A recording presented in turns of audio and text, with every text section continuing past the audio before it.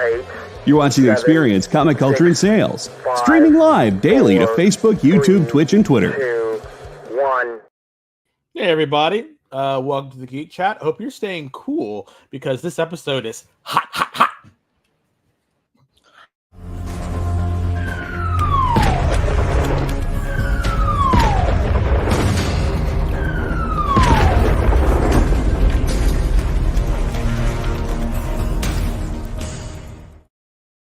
It's like my jazz hands. Hot, hot, hot. Yeah. I was channeling what's that? Hey guy's everyone, name? and What? Hot, hot, hot. What's the Poindexter? Dude. Feeling hot. oh, it is very hot. I have 3 fans on. I have 2 facing me and 1 behind me. Yes. That's how yes. hot it is having to wear we have clothes. we have the AC on, so, and I might or might not be wearing pants. Lucky You'll never you. know. You'll never I'm never know. wearing pants, so it's all good. There you go. Hi, Bart Lord. Hello, Hi, everyone, and Kristen. welcome. Everyone, welcome back. You're Thank watching you the for Geek coming back. Chat. Yes, thank you all for coming back. I know we were Came off back. last week for 4th of July. Hope you all had a fantastic 4th of July, and that no one got burnt up, and you still have houses that you live in and stuff. So that's great. And your fur babies are good. But yeah, we're back. Oh, my fur baby's deaf, so There you go. So yes. so what's up, Rich? How we doing? We are doing great. Welcome back, everyone. We are watching the Geek Chat on the Experience, of course. I'm Rich. That's Des. I'm Des. Hey. And we have a very full show for you. Not anything really substantial, but we will be going over the brand new Absolute Power from DC versus the new X-Men #1 from Jed McKay. Yes, Jabroni Chief, it's hot. Yeah, he's It's hot. he's so in the hot. Central Valley, so he's burning up. He's like a little brisket just sitting there. Like Wow. it's crazy. Also, as always, what we do every week. We give away a variant cover. And this week's variant cover. Sorry, Rich is like sending me horrible texts. It's hilarious. This week's beautiful cover is by the fantastic Chris Sam Nee. It is Batman 150. It is the cover E 1 in 25 cardstock variant. This is a 150. This is the start of the crossover event with Absolute Power, but it is the Batman version of Absolute Power. So it's great. Fantastic. I really love Chris Samnee's art. Last couple weeks ago, we got a Spider-Man. This week, we got this Batman. It's beautiful. So definitely, you know what to do. Hi, Paul. Put in hashtag EXPDTGC variant. That could be all caps, all lowercase. You can lowercase the EXP, uppercase the TGC, and lowercase the variant, however you want. It's scrolling down your bottom right now. Please do that. We want to give it out. Preston, if you're listening, I still haven't gotten your email, your information, and I still have this this variant to send out from you from a while ago. JD's gonna pop in the link. If you could fill that out and turn it in, that'd be great. Because I still want to give it to you. And also Meatwad, when you show up, I have not forgotten about you, buddy. It will be going out. Everything will be going out this week.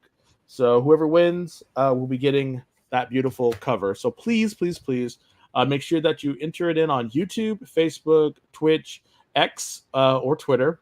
And you will be giving it.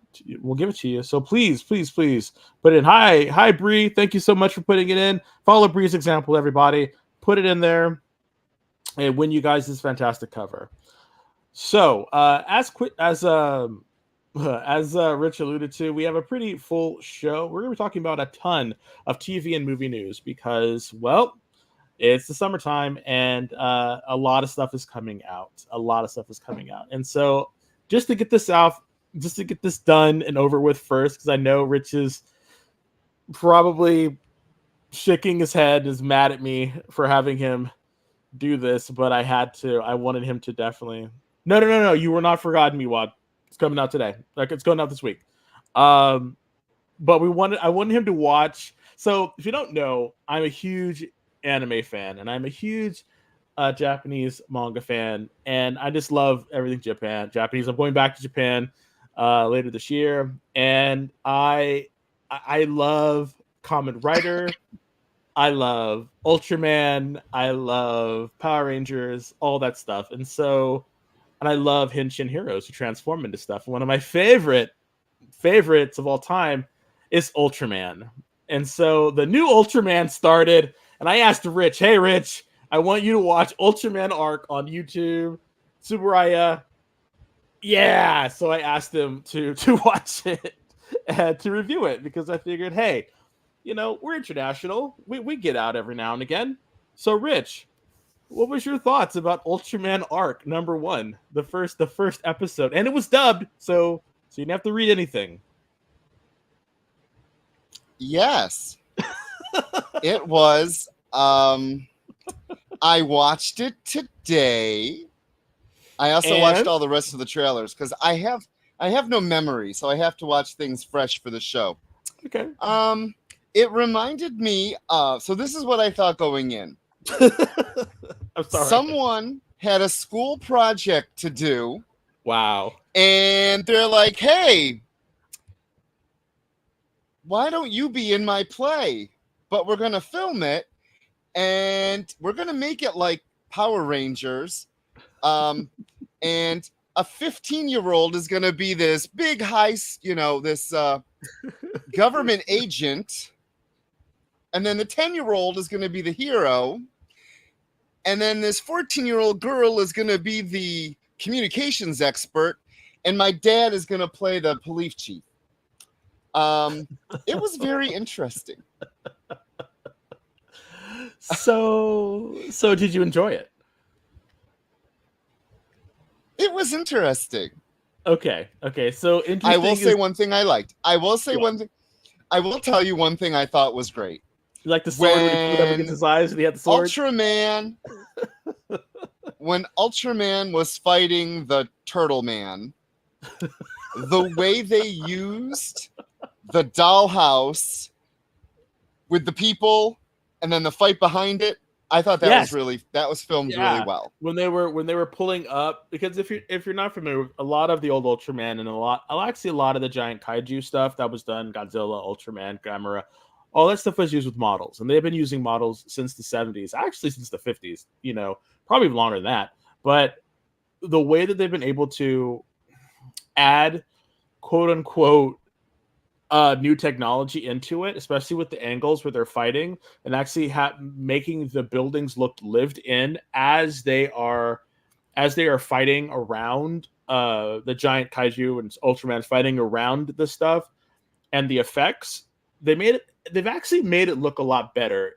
Yes, the acting is very childish. It is for kids. Like it comes on, Tokyo 1 at like 9 a.m. on like a Sunday. So it's definitely for kids, and that's the market. One of the major subsidiaries of Ultraman is Bandai Namco. So that thing where he pulled out the cube and he put it in the thing and turned it around and did all that stuff. All that stuff is because Bandai Namco needs to sell toys. So that's why a lot of it has like little toys and stuff like that, the way they can sell it, So depending on if you like it or not like it, with his transformations, that's probably why, because Bandai Namco needs to be able to profit off of these. So it's one of the longest running. What? It's like Warlord. It sounds like I'll need hard liquor to make it through that one. You know what? It's free on YouTube. You can check it out, Ultraman Arc. It's fantastic. I really think you should. Basically, all this is, it's called Use Your Imagination. So Ultraman, every year they have a new Ultraman. So every year they have 26 episodes, a 26-episode story that is capped off with a movie, and then they go on to another Ultraman. So it's like a factory that comes out. And seriously, and that's what happens. And so they have a new toys, new everything, and in the space of 1 year, you have Ultraman Arc. Last year was Ultraman Blazar, and year before that it was Ultraman, something else. And they always cap off with a movie that usually does relatively well. But it's fun. It's just popcorn stuff. They do silly stuff. They grow large. They fight. They shoot little energy beams. It's fun. It's free. And you can check it out. I had to Google it to make sure it was real. Like, you thought I was had lying? to make sure this was legit. You thought you really I honestly thought someone made this for a high school project. I really did. And then I was like, okay, I'll Google this. And I was reading about it and I was like, wow, this shit's real. Like, real. Someone actually sat down and wrote this. Yep. And it's big. Yeah, it's big money. Good for them. Big money. It's big money in Japan. So I actually love it. I always tune in and I watch them. Definitely feel free. And if you want to watch it, definitely check it out. It comes out once a week. It's great. Meatwad says that's the beauty of Japanese manga movie adaptations. It's a collage. It's college quality. College quality. I mean, yeah. It is. They don't have the giant budgets. It entertained me for the 25 minutes it was on, and it did its job. Yeah, it's very colorful. The acting is very bad. I know. It's very silly. And you watched the dub version that I sent you, right? So, because thank you. Yeah, you weren't going to read anything. Yeah, because like the Japanese. It's funny because in the Japanese, it's even like because like Japanese, like their voices are so over exaggerated. It's hilarious. So it's just funny. Yeah, the coffee scene was a little much. Yeah, we freaked out. So no one I gotta be coffee. honest. I watched a Transformers Japanese manga that was not dubbed, and I had to sit and read it. So I figure it's Transformers. I really don't have to understand what's going on. So I just watched it instead of reading it. That's about the extent of it. But the cool thing about these, it was fun. The cool thing about these Ultramen is they Tsuburaya, the people, the parent company, their YouTube presence is really good, and they actually will do old shows too that they dub, and there's another one called Ultraman Connection. So Ultraman is becoming really, really big because of Tsuburaya is really pushing it. So if you want to check something out that's different, well, Marvel has it too. Yes, Marvel's jumping Avengers and Ultraman. So Ultraman's pretty big stuff right now. So if you want something to just kind of kill the time when you're on the bathroom or something in the bathroom, just go ahead and watch it. The next one we want to talk about is something in the bathroom for 25 minutes. Paul. Anyway, what do you want to? So next we're going to talk about the trailer for Agatha All Along, which is the quote unquote sequel to WandaVision. What are your thoughts about it? I don't care. The show was. Why don't you like it? I thought this would be right up your alley, actually. If it came out 3 years ago, maybe. This is where we're gonna get into my problem with Marvel's movies and TV shows. If it was truly planned to be this cohesive universe, the show wouldn't have taken 3 years to come out. And I feel like it's a little too late. We've already had Wanda, she's dead in the Doctor Strange movie, and now this comes along. And just like Riri in Ironheart, Black Panther was out how long ago, and now you're going to come out with Ironheart in like 2026? Stop. It's just like the unnecessary Young Avengers teaser at the end of the Marvels, because you had Kate Bishop, and I'm just like, I don't care. If it came out 2 years, I'll give it 2 years because they got to film it. But I just feel like Agatha All Along. No, I don't. I'll watch it, but I don't really care about in the progression of this. I just feel like Marvel likes to tease things out and never has a follow through with it. Like all their stingers at the end, none of that has ever mattered. We're never going to see Harry Styles as Star Fox again. Never. Ever. You never know. So let's read these comments. If the money is good. So Barlord says, I think Bob Iger found the key to the toy chest and started playing. Yeah. The XP says, I believe this was meant to come out last Halloween, but wasn't ready, so they released Werewolf by Night in color. That makes more sense then. If it was supposed to come out a while ago, and that's why this was pushed back. I mean, that might be a good solid foundational reasoning. Meatwad number 1 says, yes, I agree, Barlord. It should have been 6 months after Wanda. I agree 100%. And then Barlord says, if the CW could, even a year. The Barlord says, if the CW could put out decent enough looking DC content weekly, they could have put out. Yes, and they supposedly have more money, more budget, because it's a Marvel show. The thing that I'm seeing about this is I don't know if Agatha Harkness or her name was right in there, Han. Is she charismatic enough to pull out a whole Hahn? Catherine Hahn. Is she charismatic enough to pull out a whole show? And I'm really wondering if they're going to be looking at her supporting cast, because remember, it's like it's this coven of witches, and Aubrey Plaza, again, the people love Aubrey Plaza, and she gets to be the bad girl.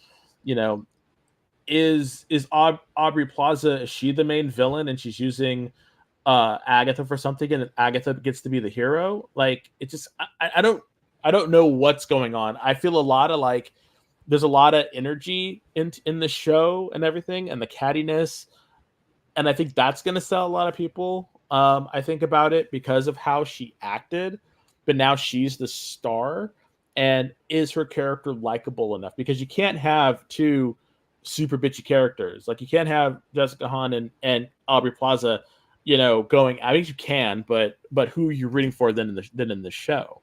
Like, it becomes that the witches version of American Horror Story, and that was done really well. But they're not going to take those type of risks with a Marvel IP. So how crazy are you going to get with this storyline? Is how I'm thinking it. And again, well, then you got Patti LuPone. Yeah, Patti LuPone is in it, and it's like there's all this other like star power, and it's like, how are they going to share the screen for, like, number one, 8 episodes, and number 2, like, what's the cohesive string that's connecting this to the Marvel universe? Because again, Wanda is dead. Are we going to find out what Wanda's fate is in this one? I hope not, because then it just becomes Doctor Strange 2. So I'm not really sure why this was needed. So Barlord says she's great, and I'm glad that she has a show at least. Me too. I love Catherine Hahn, and I followed her for a very long time. Step Brothers is all you need to see what she can do. Yeah, Step Brothers was a great movie. Meatwad number 1 says she's not well enough character to be mainstream with her own show, in my opinion. Yeah, Agatha Harkness. I don't know. I mean, granted, she was fun in the WandaVision show, but because WandaVision is so long ago, and the character assassination that happened in Doctor Strange and the Multiverse of Madness, do people even care anymore about the magical era of the DC universe? I don't think they do. I personally don't think they do. Maybe the Coven is trying to bring Wanda back. That would be fun, but why? Because if Aubrey Plaza is there to break her out of the dream world that Wanda left her in, why do they need to bring her back? Is it to free all the other people she messed up with? I don't know. What are your thoughts, Rich? Just still not feeling it, huh? Just about this show. Like, are you going to watch it? Oh God, yeah, we'll watch it. We'll review it. I guess my whole thing is, it's so old within their own continuity. Yes, I have to agree with the experience about things don't need significance, but they kind of do, in the fact that what Marvel was trying to build in the first 10 years The first 10 years was about Marvel building its universe, and those characters all mattered. The end credits mattered. We didn't wait years for an end credit stinger to be felt. From the very first one with Fury talking to Iron Man, that led to, do you know what I mean? And I just feel like right now, if they're going to put them out, have it mean something. Yeah. So I would love to see more Elsa Bloodstone. I'd love her to be, closer to the comics, but whatever. Where's she going to show up again? Yeah. I mean, So- fresh news 24 says stop this is bull. Okay. And Barlord says if done right, there's a lot of drama to be had. If they trying to bring back Wanda, I would agree. It could be fun. Yeah. So moving right along to My Adventures of Superman episode 7. Fantastic show, really great. If you're not watching it, please do. Clark's brain has been overridden by Brainiac, so now he is a villain. And it's up to Kara, Flamebird, Jimmy, Lois, Mala, and the Brain to save him. Yeah, I am really loving. That was crazy. I'm really loving what's going on in this show, and I really hope that the James. They were talking about universes. I really hope that James Gunn's new DC universe has as much heart as this one little cartoon show has, because it is so damn good. And that's just Superman and his mythos. He's not even talking about what's going on. We're going to talk about a little bit about some of the news from the new Superman later on in the program. But for right now, My Adventures of Superman is kind of hitting on all stops. Did you like the reference to the plant, the black Mercy? Yeah, I was not expecting that when they mentioned that. See, and this is where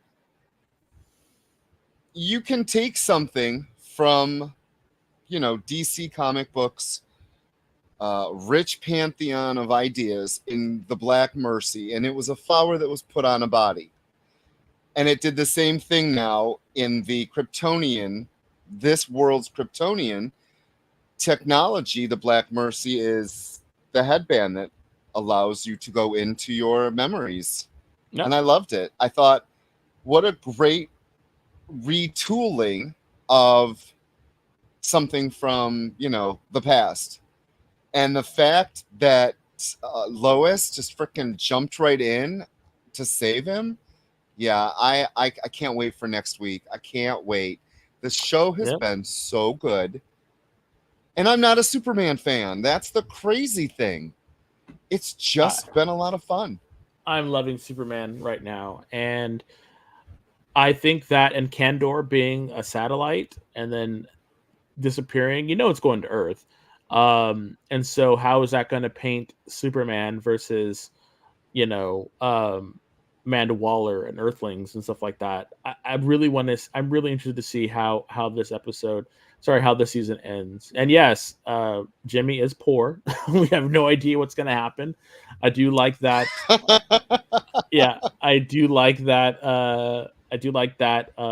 Livewire and Heatwave, are a couple, and they helped them and came back. And I like that. This is from episode 6, but I do like that. Livewire is kind of becoming I don't know. So fresh news 247 says, did they actually copy Max Landis Jimmy Olsen by making him a gay POC? He's not gay, actually. He is a POC, but he's not gay. He actually has a crush on Kara. And there's this interesting thing we were talking about in another episode, that it's always been kind of interesting that in all the comics they never had Jimmy Olsen and Kara be an item. I always thought it would be really kind of cool to have her, because he's supposed to be Superman's, best pal. So of course, he'd probably want to hook his best pal up with his cousin. You never know. So it's really cute how they blush every time they see each other. So yeah. So I I'm enjoying the show a lot, and I want to see. And when he was talking about the kryptonite and how they lost their kryptonite, like how is that going to factor in? It's just there's some that show shows up. The show brings up so many different things in such a easily. Oh my God, Jimmy being with Kara is a terrible idea. Why? What? Andrew, why would that? Why is it such a terrible idea?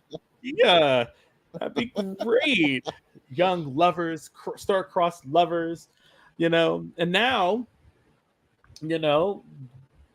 Jimmy could kind of understand. That's like dating with the friend group. Who gets the friends when you break up? Oh, there you go. That's true. That's true. I never really thought about that. But it's drama. It should be a CW show. You never know. So, I mean, you never know. It would always become like, Clark, don't tell Kara. Kara, don't tell Lois. Don't tell Kara. It would be like that because it's always secrets and mysteries in these CW shows. It's like, come on now. Hi, Lorena. Welcome in. Hey, Lorena. Okay, so Barlord says, does present day Soups have much of a history with Brainiac 5? For some reason, the idea of them interacting has interested me since Smallville. So that's an interesting one. So in the comics, during the it was the third incarnation with Mark Waid. It was the third incarnation of the Legion of Superheroes where Supergirl went to the future. And she kind of had a relationship with Brainiac 5, but that has not been brought up since. Though, if you're reading Justice Society of America, Jeff Johns did just bring back the Legion, but it is the original Legion, not the DNA run or the Mark Waid third incarnation. So I'm assuming that has all been retconned now. So no, there is nothing. So who knows? So all right, everybody, we're going to take our first break, and when we get back, we're going to talk about a couple more trailers, and Rich is going to tell us why he doesn't like the costumes in the new Superman movies. He thinks they're hideous. So stay tuned to find out why. Nope. I don't know. You'll have to find out what. What do you call the place on Spider-Man's wrists where the webs come out? His website. I hate myself for writing that joke, but you'd make me feel so much better if you just visited our website. We have links to our merch, new release lists, all the show info, and so much more. TheEXPLive.com.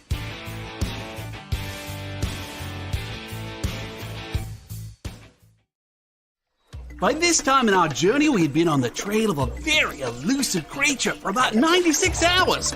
But all the hard work is about to pay off. Oh, crikey, there she is. Oh, by the markings, I'd say this one's at least a 9.8. Oh, she's a real beauty. A true mint copy. Oh, this one will make a fine slab on anyone's display wall. Oh, she's a feisty one, though. Look out, look out! Mint Hunter Comics is the place to find that mint comic you've been searching for. Mint Hunter Comics, Tuesdays at 8 p.m. Eastern, part of the experience.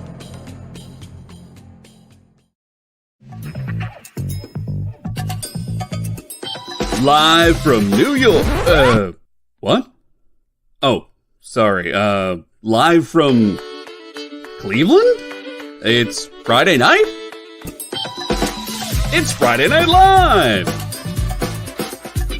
With Nancy McCann. And Ricky. And sometimes Carlos. And featuring boxes and boxes of rare comics. Unique collectibles. Lots of smiles and conversations with new friends. Friday Night Live with Comics Unlimited. Friday night from 9 to 11 on The Experience.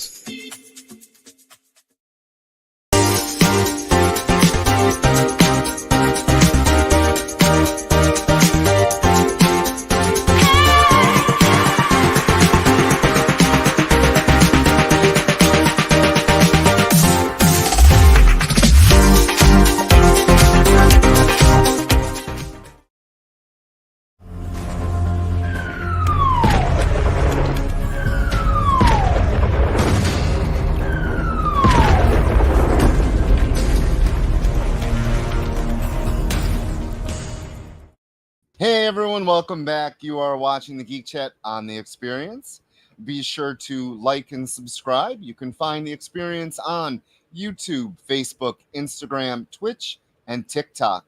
Head to Facebook, like the Geek Chat, and go to the EXP Live. Sign up on the mailing list and see what shows are on when. During the break, if you were watching, there was a little commercial for Monday shows, but let me tell you, Thursday shows are just as amazing, if not better.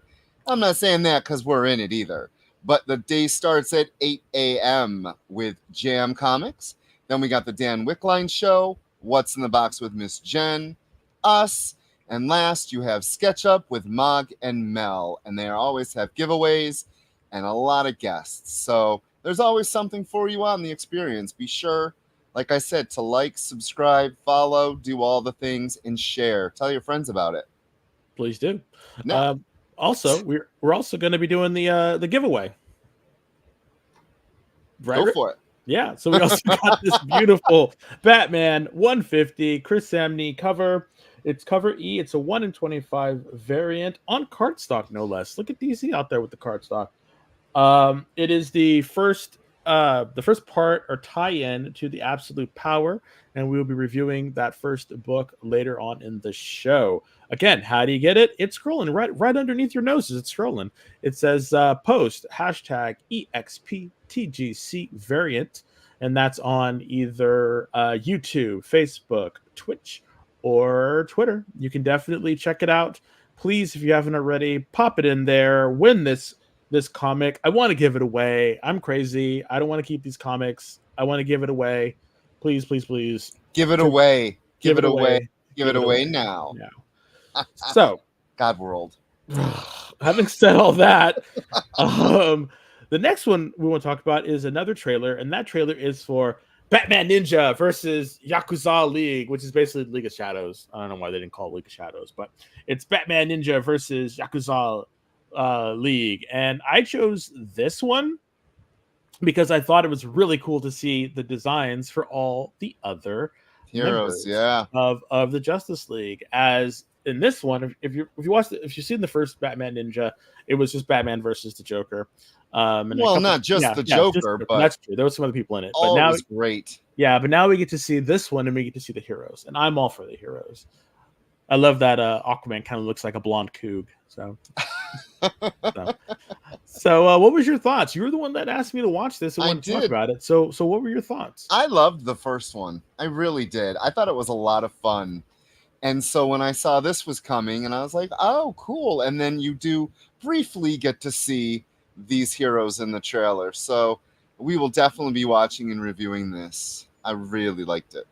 Yeah, I basically had to, because again, I watched the first one so long ago that I didn't even remember anything about what was happening with it, because I was like, what is this? But this was just announced back last weekend, actually, at the Anime Con in LA, which I wanted to go to, but I couldn't. It was Anime Expo. So that's when they talked about this in their they showed the trailer there and then released it online. And so it looks like we have Damian Wayne is going to be his Robin. We have Barry Allen, of course, Princess Diana, Arthur Curry, and then the Green Lantern, who I'm not sure who that is. Could it be Jessica Cruz, maybe? I thought it might be Jessica Cruz, or it might be oh gosh, I can't remember. I know there was a female Green Lantern that was more Chinese that was in the Tangent universe, but yeah. But she kind of spoke. She kind of spoke to the dead, so I don't think that that's what it is. But yeah. But the it was back in May 2024 is when it was announced that it was in development, and the same director, Kazuki Katsushima. Nakashima was writing the screenplay, with Kiyoshi Yamajira reprising his role as Bruce Wayne / Batman. So if it really gets to be like a trilogy or something, maybe we have a contender for one of the people who's like, a really fantastic Bruce Wayne, because I thought his Bruce Wayne sounded really, really good. Yeah. I don't know. I really thought that all of them sounded good. I love the ninja is the bat. Like the way the writing is on those, the way ninja is like looking like a bat with the way it comes down. Like really good. Oh, so it was confirmed. It is Jessica Cruz. Is going to be Jessica Cruz is going to be the Green Lantern, and I made a mistake. Why? Batman is fighting all of these guys. Yeah, I that's why thought it's versus. Yeah, no, I thought they do the versus thing. I thought that they were working together, but God, no, they're trying to stop Batman, and also Harley Quinn is in it. Really? Yep. Interesting. Harley Quinn is in it. So I want to see how they fight. I think the animation is going to be fantastic. Yeah, I want to see what happens. And when is this out? I'm glad that you told me that it was coming out or to watch this because I had no idea. When is it coming out? We do not have a release date for it. Okay. They're still working on it. I'm assuming it'll probably be out sometime next year. But yeah, it's coming. Feel free. I'm here for it. So the next one we wanted to talk about, and this is going to be interesting. So, unfortunately, we cannot link any of the pictures only because they are set photos, and Warner Brothers Discovery is copyright striking all of the pictures that are released by paparazzis and stuff like that. So we really can't show a lot of the pictures, unfortunately, but I know you've seen them. Yeah, I just want to say one thing about it. I don't think those are the final costumes, and let me tell you why. Maxwell Lord, they come from, when you look at both the Green Lantern and you look at Hawkgirl, and you see the little like diamond shape, that is Maxwell Lord's image. What is it called? Symbol. Okay. That's why I think they're taking pieces of the original and matching it to these white, very basic, almost spacesuit kind of outfits. I'm really hoping that by the end of this movie, we will have fully realized costumes. We can't show anything, but it sucks. Yeah, the one thing that I was wondering is with Guy Garner's especially, it's like they reversed it, and it's a lot of white versus his green on black. So right. I was hoping that, again, we do get more realized. Maybe they are wearing some kind of a suit that's different. We can only speculate because it looks like all of these are from when they are taking Superman into custody for some reason. Something like that, yeah. So maybe they're all there because Superman is put on trial, and I hope he's not put on trial. Please, God, don't put him on trial. Maybe that's why they look like that. Yeah. And again, I always say this to everyone: when you look at these pictures, these are unprocessed, untouched up, everything photos, and that's why I have a hard time judging them until we see them fully realized by the director, the costumer, and everyone while they're working on the movie. So while it is fun to look at this stuff, I definitely have to, take it with a grain of salt because I don't know how it's going to look on film or on digital film, wherever I do it, when I'm looking at it on the big screen. Because it might look really good. I don't know. So I trust in James Gunn's vision, much like I think it was someone set it up there. So thank you so much. I trust in Gunn's vision as well. So yeah, I don't know what to say. Any other thoughts, Rich? Nope, that was it. I want to see. I'm just curious to see how they're going to make Hawkgirl's wings look, and I really hope it's not one of those weird things where when she lands, they like tuck away or go like pop off her body. Like I want them to actually be there when she's walking, like they are a part of her body. Do not do some weird. They blink away or they come back when she needs to fly. They unfurl or something. Don't do that. Like don't do that. So that's my hope. I agree. So. Okay, so the crux of this matter, the big juicy part of this stuff that we really wanted to talk about, and Rich really wanted to talk about this, and that has been how the boys and the breakdown of their characters. Yeah. So So let's talk, Rich.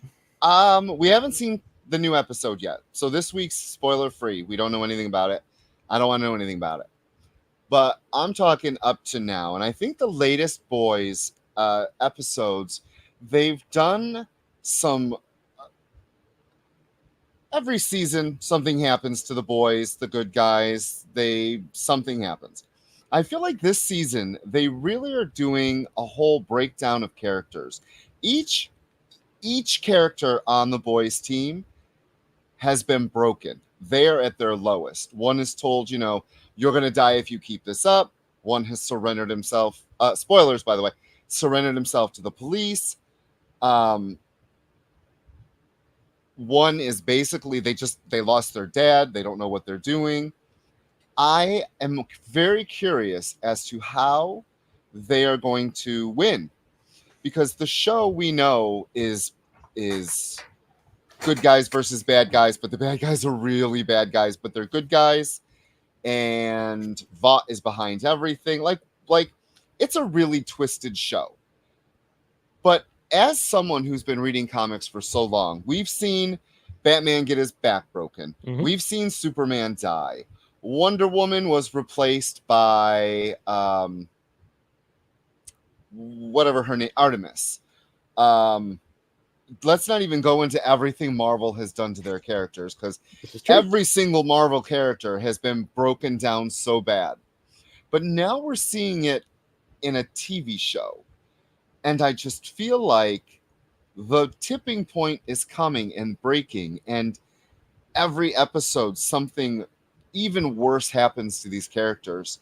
There's not that many episodes left. There's one season left to kill Homelander. That's the whole gist of this show, kill Homelander. I am loving this aspect of the breakdown of the character. If you're a mutant, you just get reborn. Like, that's what they've done for the last 5 years.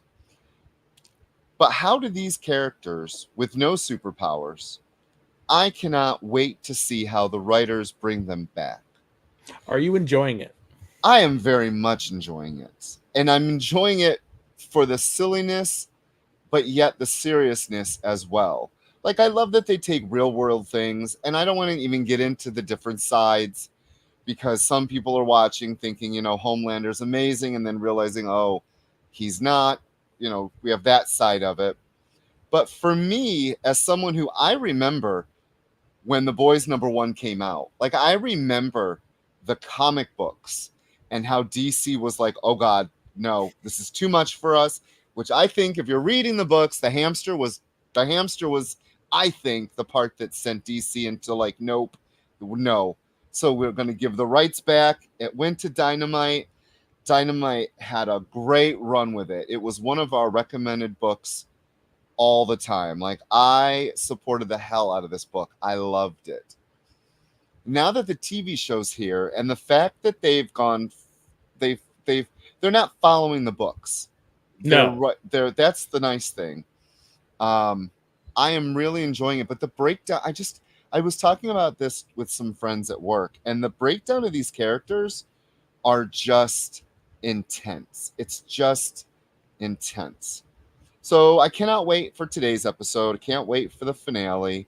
They're not going to be able to wrap up this season with everything that's been going on. And I don't know the writers. I don't know the writers at all. Like, they're not well known to me. So it's interesting to see where they're going to take this book, or this show. Is anyone in the comments watching The Boys right now? Because I know some people were kind of polarized on what they did with Black Noir, and how he was this silent character, and now he's like this actor who doesn't want to do it. Yeah. Like, they completely changed his character. So I'm wondering how they're going to kill Homelander, because that was always the big crux of it, was this whole clone thing. And I'm thinking, are there two Black Noirs running around now? One is this black guy, and the other one is the actual clone.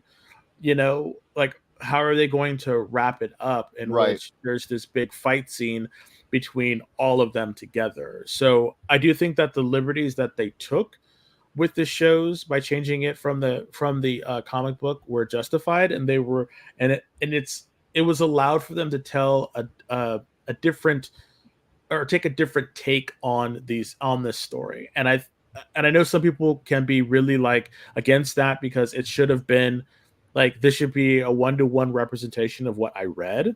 But at the same time, I'm like, we should be able to let this be, even though it's based on this material, it could still be something different, or experiment, or do something like, I Yeah. think that's kind of where I'm at with it. So I'm more curious to see how,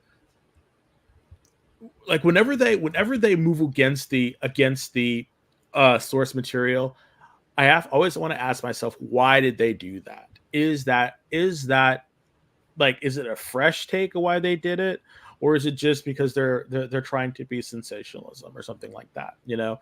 And I take that when everything has when they do that with anything, I kind of look at it and say, okay, they're doing something different with this, like the new Scott Pilgrim TV show on Netflix. That is a different telling of that story in a way that I was not expecting, and it's been interesting, you know, because I was expecting, okay, it's going to be an animated version of that story that I've already read and then seen in the movie. Now it's an animated version, but they actually did something different with it, and I'm kind of here for it, and it's been fun.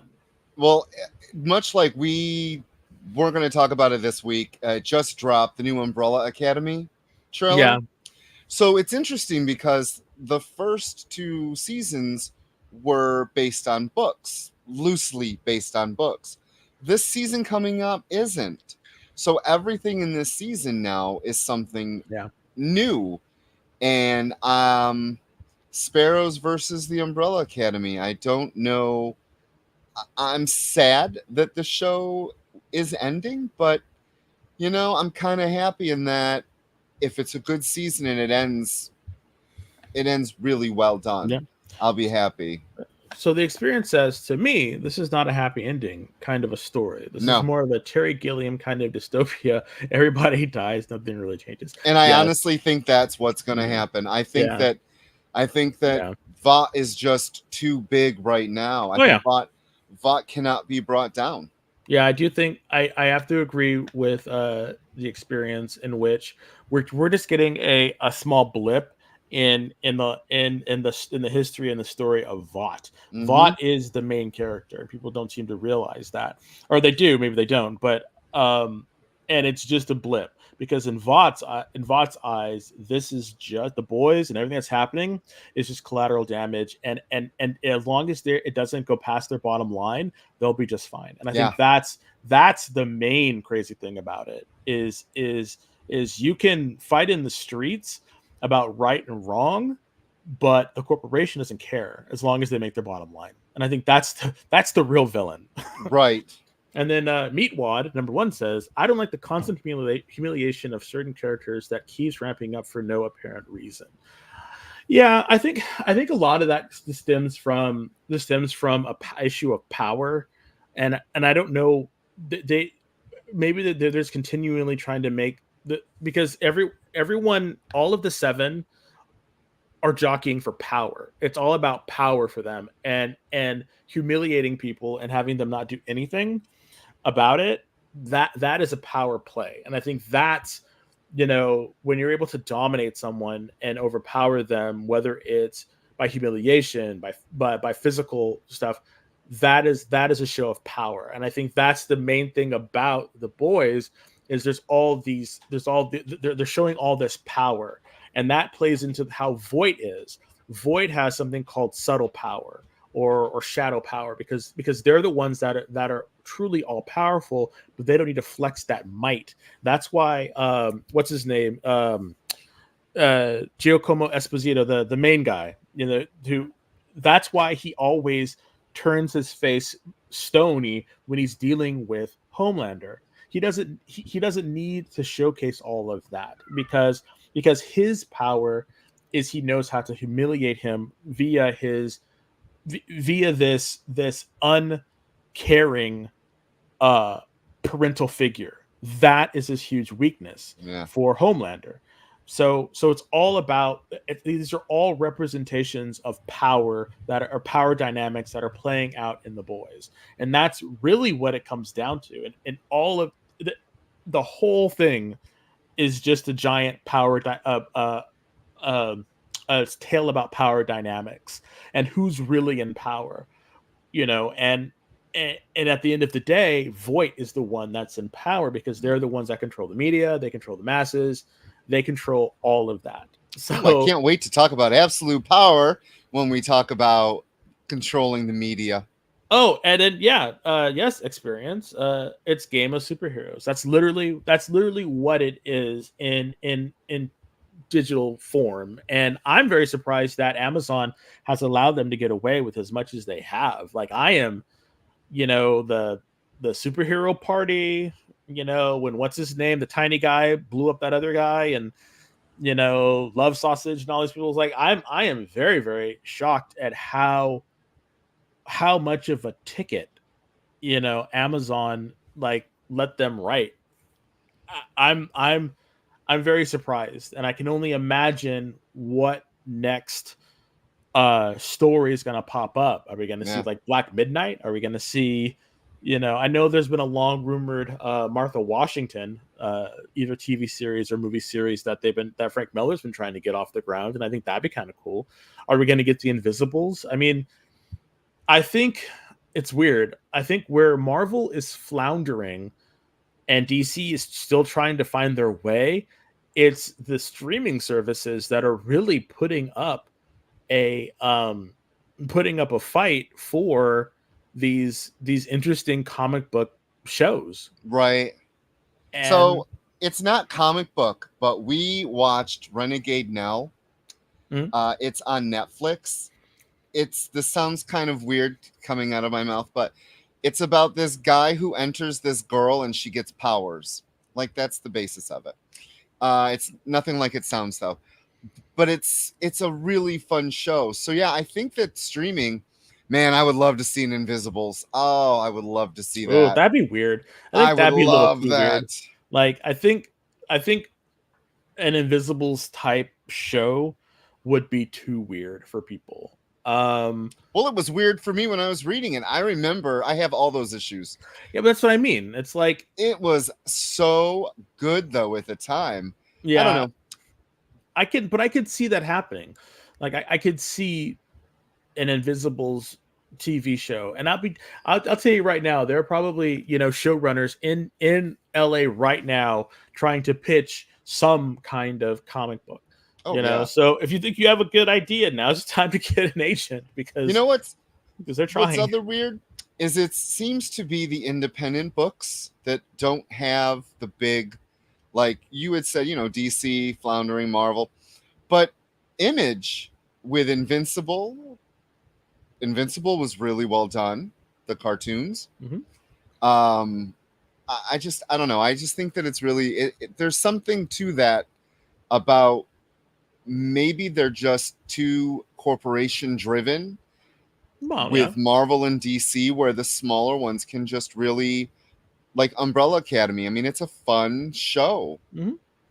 I think what's happening, and I'm not an economist, and I'm definitely not a movie economist, but I think what's happening is back in the day, before the proliferation of all these different things, you could make a movie and you could sell it, get distributed, and get at least your money back.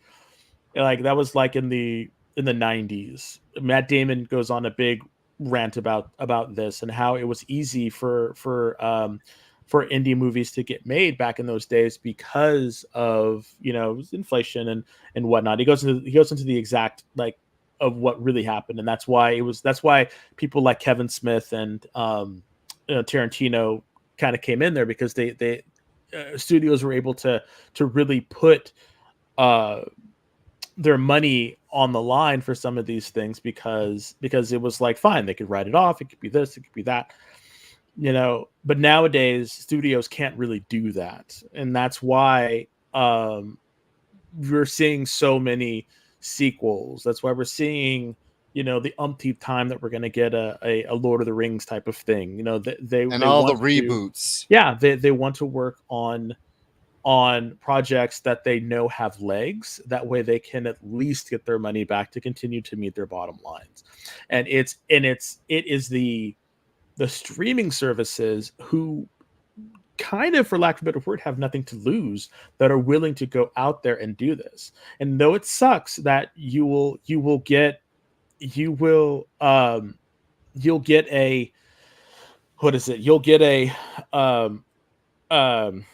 2 seasons of something, but that's pretty much all they can afford to do if they're not getting any kind of like streaming or revenues. And that's why Netflix and Apple and all these people, their streaming mantra for streaming shows is they'll give you like 8 to 10 episodes, 3 seasons, and if you can't make money in that time, then they're going to cancel you. Yeah. And for lack of a better way, I think it might not be a bad idea for streaming people or streaming to allow, because they've been doing it in other countries for a long time, in which they do these novella type things, and they do that with American Horror Story, which I mentioned earlier. You can do like an Elseworlds. Seriously, like if I was working with Marvel or DC or something like that, which I never will, I would definitely, say, hey, why don't we do this Elseworlds, Gotham by Gaslight, make that a 3-season, series that has a definite ending. That way we can leave it on a cliffhanger and bring people in. And then you can do your Elseworlds like that, or tell a complete story, a complete episodic story that way, instead of trying to cram it all into a 2.5 hour or 2 hour movie and then expecting people to like get your money back after you've done this like $200 million spectacle. That's usually half-assed. Exactly. So it's like, that's why I'm thinking right now it's the streaming services that have the opportunity to really shine, if people will just if they'll just do it. And it means you just gotta watch them. Unless you're Max, and then you give someone else the rights to your show. Yeah. All right, Max 2. You did not miss anything. We for the first hour we've been talking about TV and movies, something we rarely do, but we want to do that because there's a ton of announcements. But we will be doing right after this commercial. We'll be talking about 3 books. Yep. It's X-Men Absolute Power versus it's X-Men versus Absolute Power, and a little bit of indie to throw in there. So please stay tuned. See you in a minute. Did you know that Arthur, King of the Britons, in Monty Python and the Holy Grail was played by a famous Graham? Check out another famous Graham by following our Instagram.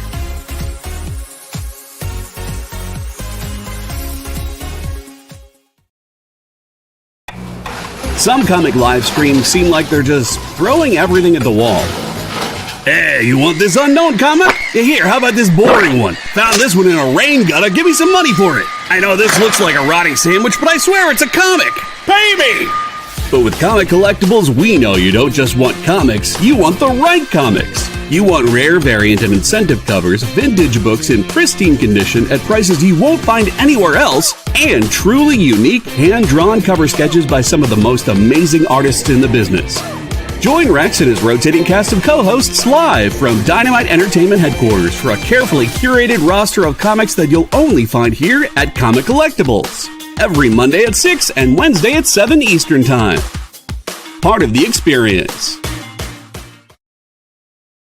According to a statistic that I just made up, people spend 4 hours a day changing the television channel. People who watch The Experience don't do that. Save yourself a ton of time by tuning into The Experience and enjoying our new original programming 7 days a week.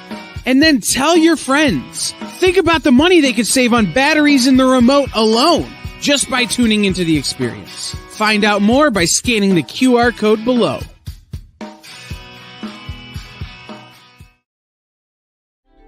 Something is speaking to you. Buy more comics. Just at the edge of your perception. Buy more comics. Your senses fill with visions of vortices. 360 comics.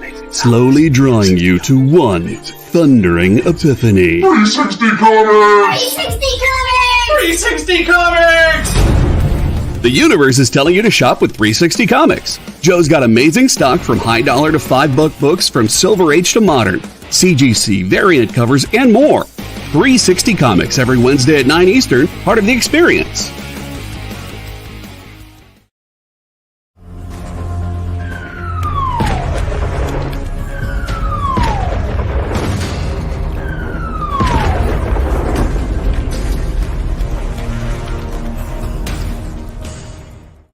Hey everyone, welcome back. You are watching the Geek Chat on The Experience. Next up, reviews. But first, let's get one more chance for you to enter for this 1 in 25 variant that we're giving away. Des, take it away. It's the Batman 150 cover. It is a quote-unquote cover E. It's just not quote-unquote, it's cover E. It's a 1 in 25 Chris Samnee cardstock variant cover. DC coming out with cardstock. This is the, I guess it's a double size or a milestone issue. And it is the first tie-in to Absolute Power, which we will be talking about in this section. So please, if you haven't already, put in that hashtag. It's scrolling right underneath your eyes right now on that little blue thing. It is hashtag EXPTGC variant. It could be all lowercase. Just put it in, and I want that. I like that. Varlord says I like that way more than the 1 in 50 for that book. Yeah, I looked at a couple of them, and I was like, this was much better. And some of the other variants were just a little. Well, they kind of. I just couldn't get a hold of them. So some of the variants I have access to, and some of them I don't. It's kind of a mixed bag. So. But yeah, I want to give it away. So if you haven't already, please put in that. It's there. Mega, thank you. Mr. Towers, thank you. Luis, thank you. But yeah, the first comic we're going to talk about, it is a little indie comic called Kill All Immortals #1. I saw this just because of the cover. I thought the cover was very striking. And I said, you know what?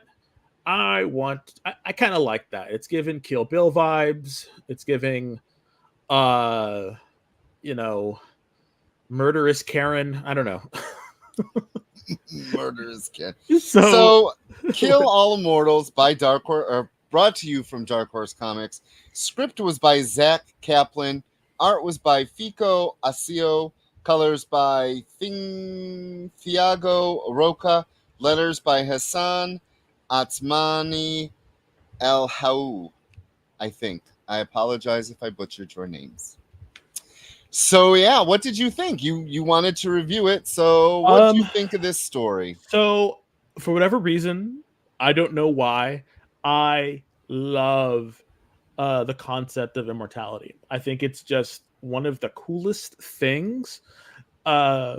I know it's for the most part impossible, depending on how you believe how you perceive time. It's pretty impossible, but I've always thought immortality is a really fun and interesting concept to deal with, and it brings up so many different possibilities. And so when I see a book that says Kill All Immortals, I'm like, okay, let's see what's going on. And it's kind of like someone took Highlander and made it modern and put a twist on it. Because why I say that is because she is a descendant from Eric the Red. And unless you're the Highlander, yes, only one can stand.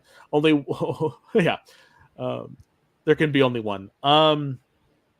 Basically what happens is she is the daughter of Eric the Red, who is an immortal, and she has 3 other brothers who are immortals as well. So they're all immortals, her father, the 3 brothers, and her.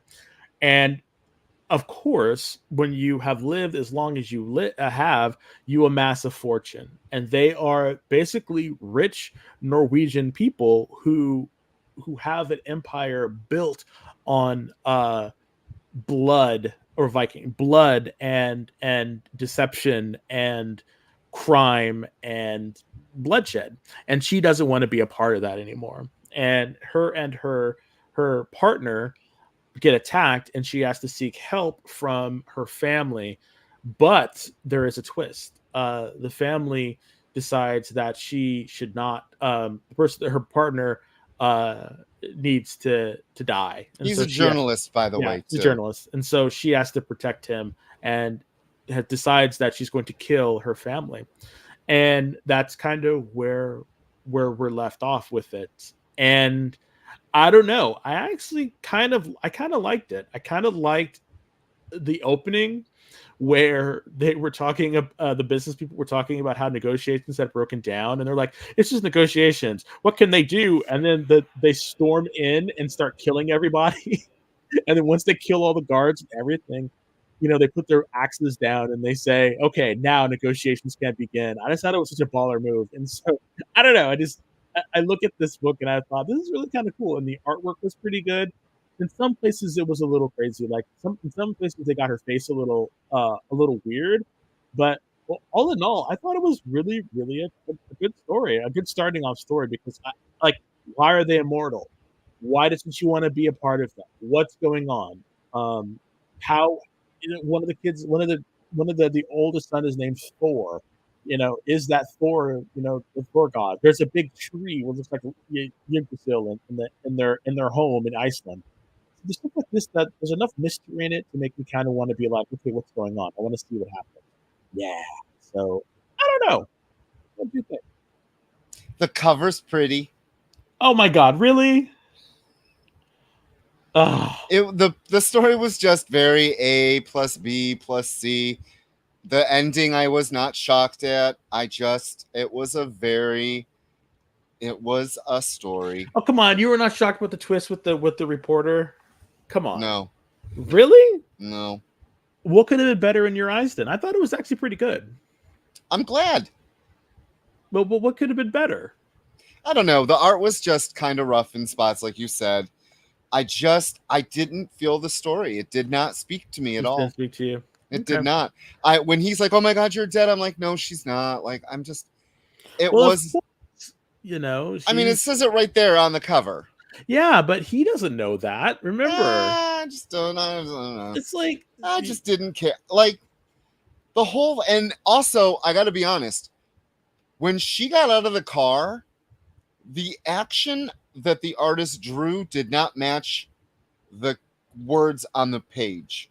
It was a very odd couple of panels, and I was like, well, hold on a minute. That kind of doesn't make sense. But it is what it is. I'm glad you liked it. I will not be reading the number 2 because I did not care that much. Okay. And yes, Mr. Towers, I am here for us a new Highlander starring Henry Cavill. I think that would be really great.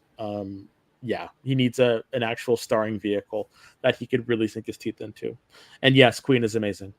So now, you guys, you've waited.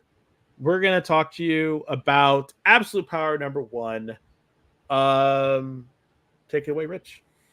So, 1 of 4, Amanda Waller is making a play like she's been planning for the last year. And this is it. And I read this. I got to read the PDF of it when we ordered this book like a month and a half ago. Ugh. And I have been waiting to hear Dez's take on this because I gave it away when we talked about it like weeks ago. I absolutely loved this story. The art, Dan Mora is a great artist who got his start with Boom. And I am so glad he is with DC. He needed DC or Marvel. They needed something. But I am here for this story because it makes no sense to me. And I loved it. And I'm going to go to Mega. Yes, they depower. Yeah, it's a trope. We've done it before. But, oh my God, the fact that they brought... So spoilers. Here, we're going with spoilers now. The fact that you have the Brainiac Queen and Failsafe, 2 characters I don't give no issues about. Yeah, the coloring was great. But the fact that Amanda Waller will do anything to get the heroes down, I loved it. We were talking about the media in Vought in The Boys. Amanda Waller literally is like, hey, we're going to use AI. We're going to discredit all these heroes. We're going to make them kill real people. We're going to twist the notion of truth because I have a mad on. When we're going to learn about why in Origins, Absolute Power Origins. This week, this Absolute Power came out last week. This week, Absolute Power Task Force 7 came out, and that continues the story of the Amazos. In this issue, they go after Billy and Mary Batson. I'm here for the tie-ins. We're going to get Absolute Power Origins, which lets us know as readers why Amanda Waller, what did the heroes do to her that makes her hate them so bad? I can tell you were bored by this book. No. Were you bored? I wasn't bored with it. I just expected this is the opening salvo. This happens in everything. Yeah. You know, they're either depowered or something happens or caught off guard. Batman, oh, I could know. I didn't know. How could she? You know, I was just like, I was expecting it. You know, that's fine. I'm more interested in how they're going to get out of it. That's what. Yes, that's it. They forgot her birthday, probably. Yes, Meatwad. I can't believe Batman didn't see it coming. But he did. Oh. But he. Oh yeah, sorry. He did say she did it. She actually did it. Yeah, like, because whatever. the whole thing about this was no one was expecting her to do what she did because, you know, it's one of those things of she's not going to do this, and then she does it. Oh, look at the kitty. That's Sophie. She just thought it was okay. She thought it was okay. No. I loved this book. I am excited. I thought I'm here for it. And because it makes no sense, how do you depower Wonder Woman? I don't know. I mean, yeah. No. I don't know. I don't know. No one expects the Spanish Inquisition. That is correct. Yeah, I don't know. I should have sent it to you, and I don't know if I did. There's a guy on Twitter, so you know it's true. And he wrote how they have changed Amanda Waller from the Dan Ostrander run. John, thank you. How they changed from that Suicide Squad to the new one. Yes. And how the new Amanda Waller looks nothing like the old Amanda Waller. And he was talking about how this has been sort of a character assassination for the character. And I'm trying to look at it and I'm thinking, because I only know a little bit about, and I was very surprised at how long Amanda Waller has actually been in comics, the character. Right. And she's been slowly rising to prominence. And now she's like, this really big person again, because I think she was really big in the Manhunter, during the Manhunter series, and a couple other things. She's always floating around, but now she's in the forefront. So I'm thinking this is finally her time to get out there and do what she wants to do. And I'm more interested in how thorough she was in what she was doing and trying to get everything into the right area by using the Amazos, by using the Brainiac, by using Failsafe, all these different things, and like making a coalition with aliens to kind of keep the aliens from coming in and just stuff like that. I was thinking like, okay, she's really done her homework. Now, how are the heroes going to get out of this? Right. That's my thing. Like, how are the heroes going to get out of this? And so, yeah, I'm here for it. I think the best thing about this cover, can you tell what it is? What? 1 of 4. Yes. We get in, we get out. No, none of this like 6 or 12 months. No, we get in, we get out. 4 months. That's it. Yes. And I love it. So I also want to say I have every issue of the original Suicide Squad. That was prime reading for me. I loved it. I loved Punch and Julie. I loved when Batman confronted Amanda Waller. Like, I loved the twists and turns. I loved that book so much. But that was a different time. So Barlord says, doesn't that make the Bat Family the most powerful heroes then? Basically. Basically, yes. Yeah, because I guess it depends on which version of Superman you're looking at. If he knows the weird, Kryptonian Krav Maga, then maybe he knows how to fight. Yeah. I don't know. But I will say it's a different era for DC. So this is a different Waller. I don't see it as a character assassination at all. I am happy because back when I was a little fat kid and I loved Amanda Waller because she was a fat person with a ton of power, like I loved it. And then when they turned her skinny, I hated it. Yeah, So, that was a weird play. Yeah. But next up, because we have DC's Absolute Power versus the very first book. Not versus.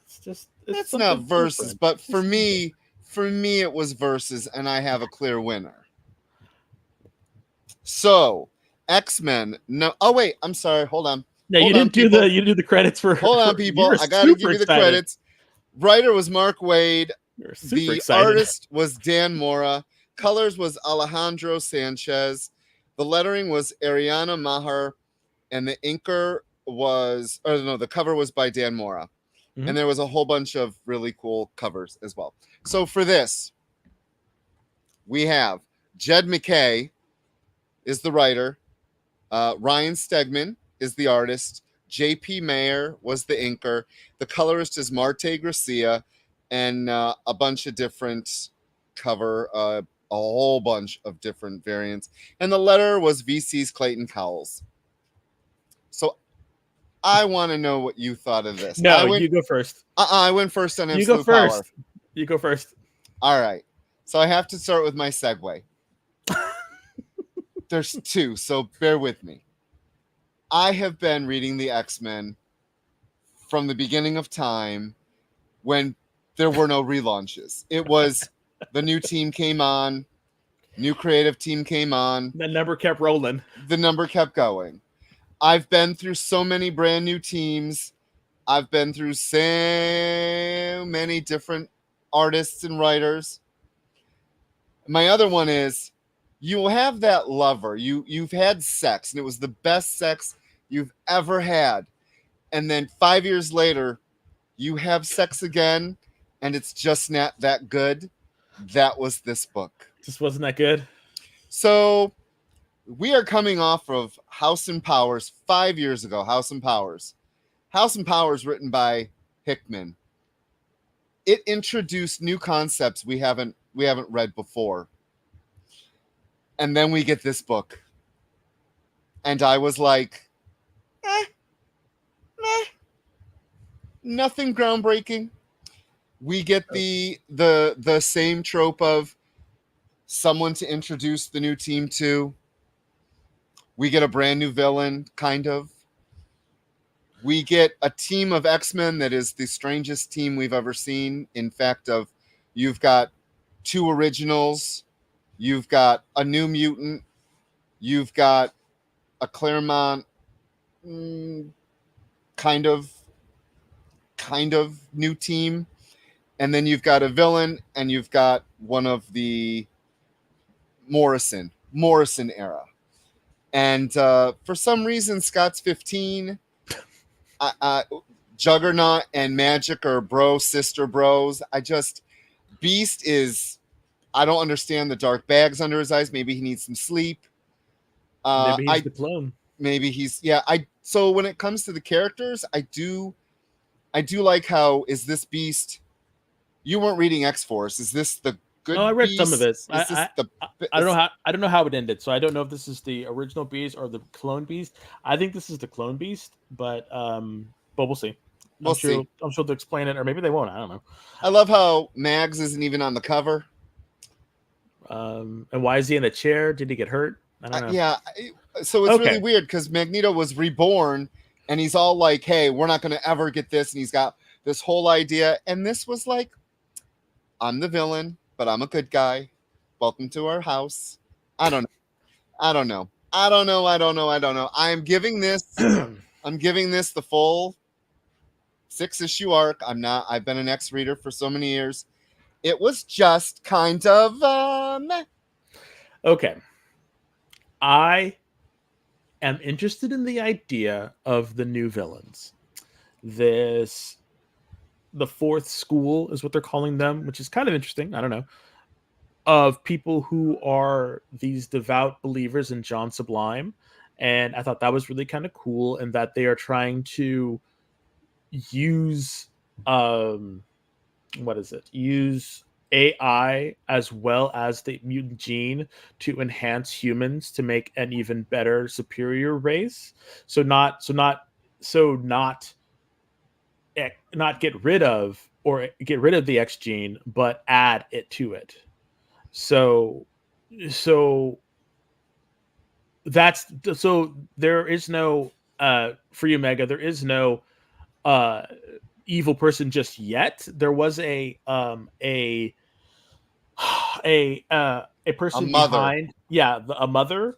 So this school is like these adults that are being experimented on with X genes and AI to kind of like kickstart or change their to give them a mutant gene. So it's like what they did with um, or human mutant growth hormone, Yeah. the mutant growth hormone. Yeah. They're doing that with these people now, is what it looks like. So for that aspect, I'm kind of cool with it. I'm like, okay, what's going on with this right here? And they captured Wolverine and was using him for that stuff. I'm like, okay.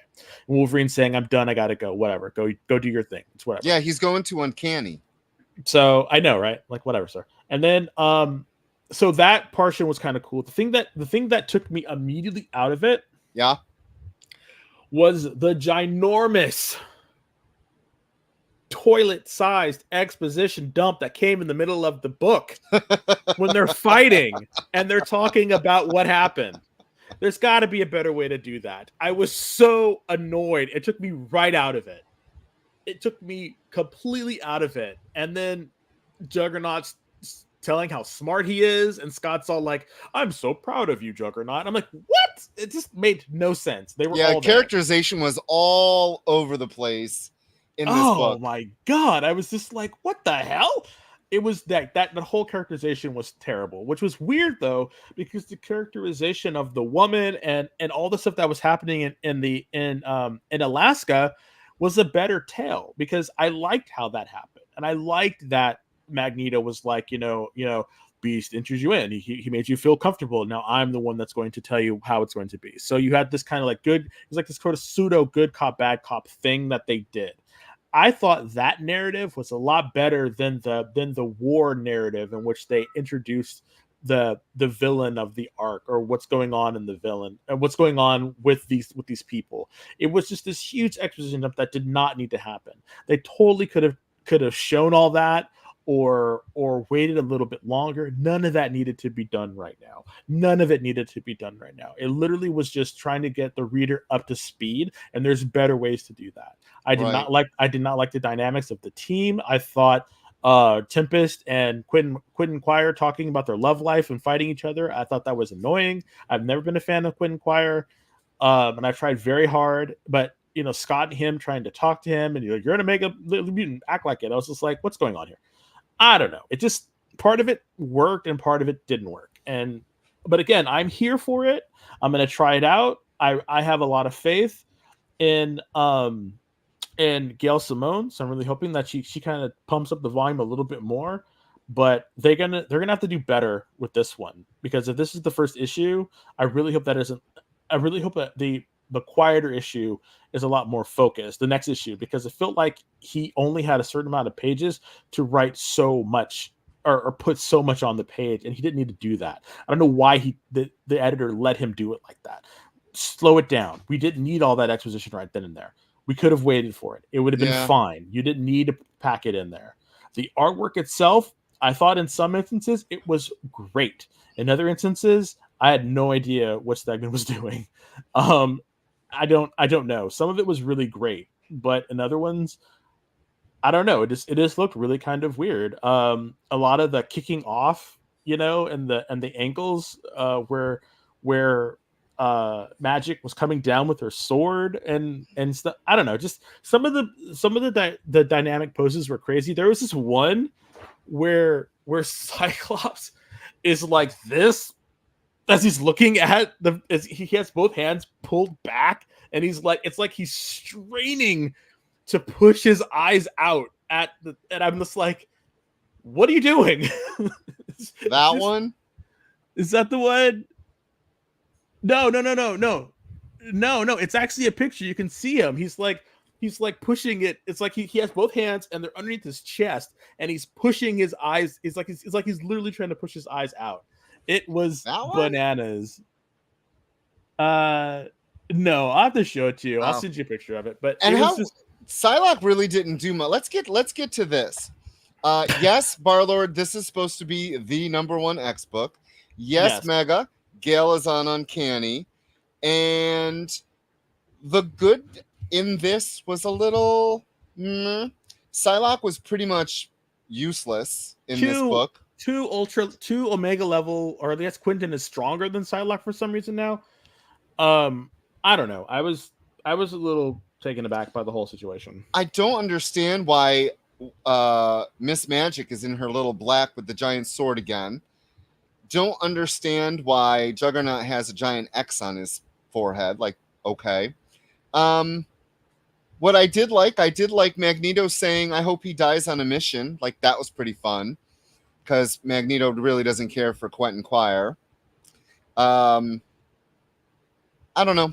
I'm kind of just like... I'm kind of disappointed in that this was... I've been looking forward to...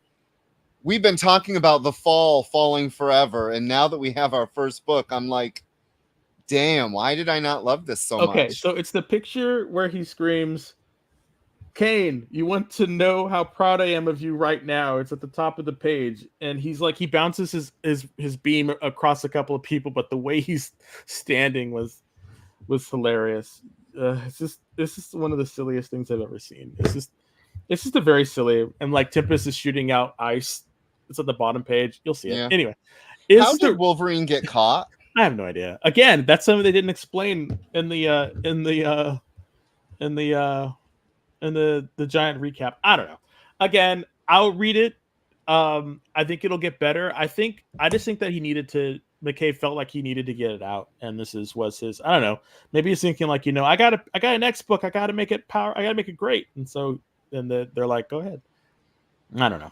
But yes, Mega, I am excited for Uncanny because I like Gambit a lot too. So I'm excited for Gale. I think it's going to be a really fun book, and I think David Marquez's art is fantastic. So anyway, you know what time it is. It's time for us to give away a variant comic book. So if you have not already, please, for the love of all that is holy, go in and put in that hashtag, please. Hashtag EXPTGC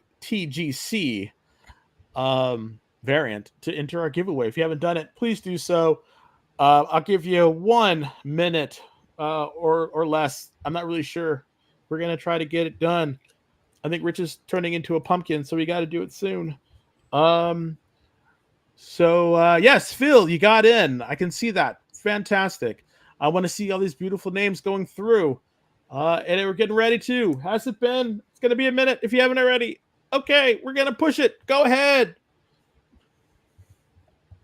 Let's give someone a nice thingy. Thingy? Uh-oh. Mr. Towers has won. Thank you, Mr. Towers. As you can see, EXP has put in a little link for you to join or to click on. Please click on that link. Fill that in as soon as you can. I am going to get out. I have a couple that I need to send out. Preston, if you're still here, please feel free to fill that out, and I will send it out. Meatwad, yours is coming out too, so you'll be getting it. Also, want to let you know that Deadpool is coming up, so Rich and I will be taking some time off to go see Deadpool, but we will be talking about it. When is that coming out? In 2 weeks. Yes. 3 weeks. 2 weeks, 3 weeks. Yeah. So we will definitely be seeing it. So definitely hang on tight, and we'll be talking about that. So thank you so much, everybody. We will see you next Geek Time, next the same Geek channel. And you guys have a great day. Talk to you later. Bye. Bye, everyone. Download our app on Google Play and the App Store. It's so simple, even my mommy can use it.